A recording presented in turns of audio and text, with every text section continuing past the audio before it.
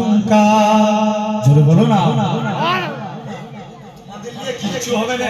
আর একটু জোরে বলো সুবহানাল্লাহ। হাত উঠিয়ে সুবহানাল্লাহ হবে।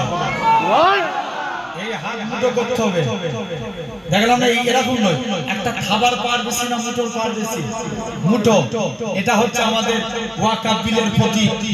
আমরা সবাই এক হয়ে ওয়াকাফ বিলকে প্রত্যাখ্যান করব, বলে ইনশাআল্লাহ। আরো জোরে বলেন ইনশাআল্লাহ। সুবহানাল্লাহ বলবো, হাত তুলে বলেন, এটা ঈমানি দায়িত্ব।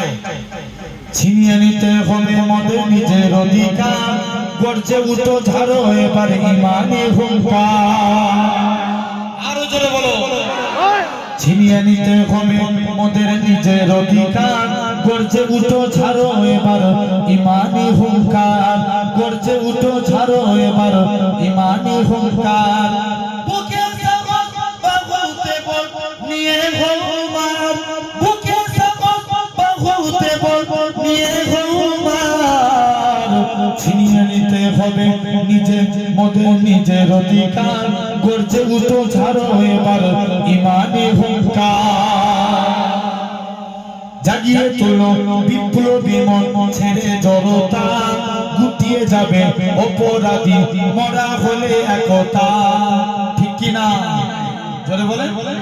জাগিয়ে তোলো বিপ্লবী মন, ছেড়ে জড়তা, গুটিয়ে যাবে অপরাধী মরা হলে একতা। বজ্র কণ্ঠে আওয়াজ তুলো, ভাঙো তাদের হাত। বজ্র কণ্ঠে আওয়াজ তুলো, ভাঙো তাদের হাত। ছিনিয়ে নিতে হবে মদের নিজের অধিকার, গর্জে উঠো ঝাড়ো এবার ঈমানি হুঙ্কার।